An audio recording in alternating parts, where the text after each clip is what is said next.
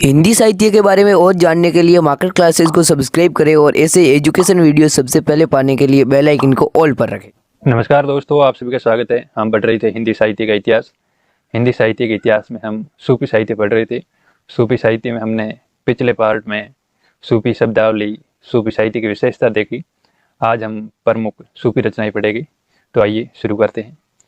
जो पहली सूफी रचना है वो है हंसावली, जो 1370 ईस्वी की रचना है और इसके रचनाकार है अशायत, और इसमें नायक है राजकुमार और नायिका है हंसावली, जो पाटन की राजकुमारी है।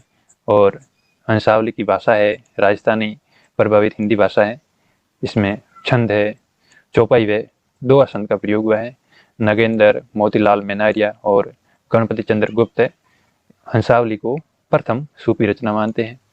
और सूफी रचना जो हंसावली है, इसकी एक प्रसिद्ध पंक्ति है, देवी अवधारू मुझ बीनती, पेली भवी हूँ पंखिणी हती, झंडा महला सेवन कीऊ, दव बतलई तेणी बनी आवियू, मुझ भरतार सास नवी कीड, अपति मेहलिनी उड़ी गयू, ईश्यम कर्म ते निष्ठुर तना, मुकी गयू बालक आपणम।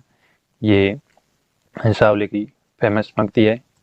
और उसके बाद में रचना है चंदायन, जिसकी रचना 1379 में हुई और इसके रचनाकार है मुल्ला दाऊद, जो अलाउद्दीन खिलजी के समकालीन माने जाते हैं। और नायक है लोरिक देव और इस रचना की नायिका है चंदा। इसकी भाषा है वो ठेठ अवधी भाषा है। लगभग सभी सूफी साहित्य जो रचना है, सूफी रचना है, उनकी भाषा ठेठ अवधी है। और इसकी लिपि है वो फारसी लिपि है। छंद है दोहा चौपाई छंद का प्रयोग हुआ है। इसका समय मिस्र बंधु 1328 ईस्वी इसका समय मानते हैं।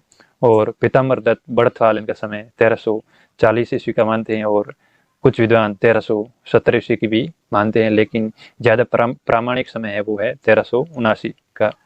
रामकुमार वर्मा इसे प्रथम प्रेमाख्यान ग्रंथ या प्रथम सूफी रचना मानते हैं। माता प्रसाद गुप्त ने चंदायन को लोर का या लोर कथा का है। और लोक की कथा को आधार बनाकर लिखा गया ये सूफी ग्रंथ है। अधिकतर जो सूफी रचनाएं थी है उनमें राजा या रानी को आधार बना के रचनाएं लिखी जाती है, लेकिन जो चंदायन है इसमें जो लोक की जन सामान्य की कथा लेके रचना की गई है।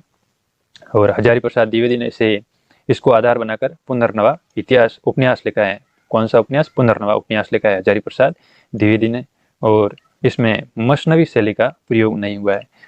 अधिकतर सूफी रचनाओं में मसनवी शैली का प्रयोग हुआ है, लेकिन इसमें नहीं हुआ है। मसनवी शैली जो फारसी साहित्य की एक प्रसिद्ध शैली है, उसमें सबसे पहले रचना की शुरुआत करते हैं तो सबसे पहले ईश वंदना करते हैं, यानी भगवान को याद करते हैं। उसके बाद में गुरु की वंदना करते हैं। इस प्रकार एक निश्चित कर्म होता है रचना की शुरुआत में, तो उसे मसनवी शैली कहते हैं। तो इसमें चंदायन में मसनवी शैली का प्रयोग नहीं हुआ है। और उसके बाद में अगली रचना है लखन सेन पद्मावती कथा। इसकी रचना 1459 ईस्वी में हुई। इसके रचनाकार है दामोदर कवि और इसके नायक है राजा लक्ष्मण सेन और नायिका है पद्मावती। इसकी भाषा है जो राजस्थानी भाषा है। और छंद है चौपाई, दोहा और सोरठा छंद का प्रयोग हुआ है इस रचना में। और स्वयं कवि भी इसे वीर कथा का है। क्या कहा है कि ये वीर कथा है, लेकिन वास्तव में ये रचना है जो श्रृंगारिक रचना है। और सत्यवती कथा अगली रचना है, सत्यवती कथा, जिसकी रचना 1501 ईस्वी में हुई। और इसके रचनाकार है जो ईश्वरदास हैं। और शुक्ल जी के अनुसार एकमात्र जो हिंदू सूफी रचनाकार है वो ईश्वरदास हैं। और इस सत्यवती कथा में जो नायक है जो ऋतुपर्ण है और नायिका है सत्यवती ये सत्यवती कथा नहीं है। इसमें जो नायिका है वो सत्यवती है और भाषा है वो अवधी भाषा का प्रयोग हुआ है। जो ईश्वरदास है वो प्रसिद्ध राम भक्त कवि भी रहे हैं। और इसमें जो छंद है वो दोहा चौपाई छंद का प्रयोग हुआ है। हजारी प्रसाद द्विवेदी के अनुसार जो सत्यवती कथा है वो प्रथम सूफी रचना है। ईश्वरदास राम भक्त कवि भी हैं और इनकी दो रचनाएं हैं, एक है अंगद पेज और एक है भारत मिलाप। ये राम भक्ति से संबंधित रचनाएं हैं। और अगली रचना है मृगावती, जिसकी रचना 1501 ईस्वी में मानी जाती है और कहीं कहीं पर 1503 ईस्वी भी मिलता है, लेकिन 1501 ज़्यादा सही है। और मृगावती के रचनाकार है कुतुबन और नायक है राजकुमार, जो चंद्रगिरी के राजकुमार थे। और नायिका मृगावती है और इसकी भाषा है जो अवधी है और इसमें कड़वक शैली का प्रयोग किया है। कड़वक शैली यानी निश्चित अर्धालियों पर दोहा रखकर जो शैली बनाई जाती है उसे कड़वक शैली कहते हैं। इसमें छंद है वो दोहा व चौपाई छंद का प्रयोग किया है। और जो कुतुबन हैं उनके गुरु माने जाते हैं शेख बुरहान है वो कुतुबन के गुरु माने जाते हैं। और मिर्गावती की एक प्रसिद्ध पंक्ति है, रुक्मिणी पुनी वैसे मरी गई, कुलवंत सत सो सती भई, बाहर व भीतर व होई, वह बाहर को रहे ने जोई, विधि कर चरित ने आनु, जो सिरजा सो जाही नियानु। ये मिर्गावती की प्रसिद्ध पंक्ति है। और अगली रचना है मधुमालती, जिसकी रचना 1545 ईस्वी में हुई। और जो जायसी की पद्मावत है उसकी रचना 1540 ईस्वी में हुई। और वो रचना हम अंत में विस्तार से उसके बारे में पढ़ेंगे, इसलिए पहले हमने मधुमालती ली है। पद्मावत के बारे में अंत में हम विस्तार से पढ़ेंगे। मधुमालती की रचना 1545 ईस्वी में हुई और इसके रचनाकार है मंजन और नायक है मनोहर, नायिका है मधुमालती। इसकी भाषा है जो ठेठ अवधी भाषा है और जो लिपि है वो फारसी लिपि का प्रयोग हुआ है। इसमें जो ये रचना जो सूफी साहित्य में प्रथम रचना है जिसमें उपनायक पे उपनायिका का प्रावधान मिलता है। तो इसमें उपनायक है जो तारा है और जो उपनायिका है वो प्रेमा है। तो प्रश्न बन सकता है कि कौन सी रचना में उपनायक पे उपनायिका का प्रावधान है। तो जो मधुमालती रचना है उसमें उपनायक पे उपनायिका का प्रावधान है। तो देखिए ये लिखा है पहली बार उपनायक पे उपनायिका का है। और इस रचना में 5 अर्धालियों पर दोहा रखा गया है।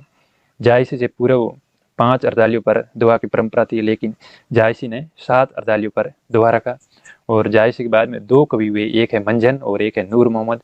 इन्होंने 5 अर्धालियों पर दोहा रखा। अर्धाली क्या होती है, देखिए चौपाई में जो 4 पंक्तियां होती है, जैसे ये चौपाई है तो ये चौपाई की 4 पंक्तियां होती है, तो इसकी ये 2 लाइनें सम्मिलित करना अर्धाली कहलाता है। और इस प्रकार 5 अर्धाली रखते हैं और उसके बाद में एक दोहा रखते हैं। इस प्रकार की परंपरा जायसी से पहले चलती थी, लेकिन जायसी के बाद में नूर मोहम्मद और मंजन है, इन्होंने 5 अर्धाली पर दोहा रखा। और मधुमालती में जो प्रेम का माध्यम बनती है वो परियां बनती हैं। परी होती है जो देवलोक की, वो प्रेम का माध्यम बनती है। और मधुमालती में प्रेम का सर्वोच्च आदर्श व्यक्त हुआ है। मधुमालती में मिर्गावती का अनुसरण है, न कि पद्मावत का। और जो मिर्गावती रचना है कुतुबन की उसका अनुकरण किया है। और पद्मावत से पूर्व मधुमालती जो प्रसिद्ध थी, पद्मावत से पहले जो रचना सूफी रचना प्रसिद्ध थी वो कौन सी थी, मधुमालती। और मधुमालती की प्रसिद्ध पंक्ति है, पुरुष मारी ब्रज सती कराई। और एक पंक्ति है, नैन बिरह अंजन जिन सारा, बिरह रूप दर्पण संसारा। ये मधुमालती की पंक्ति है। और अगली सूफी रचना है महाधवनल कामकंदला चौपाई, जो 1556 ईस्वी में कुशल द्वारा रचित है। और इसकी भाषा है जो राजस्थानी है और छंद है वो चौपाई व दोहा सोटा छंद का प्रयोग हुआ है।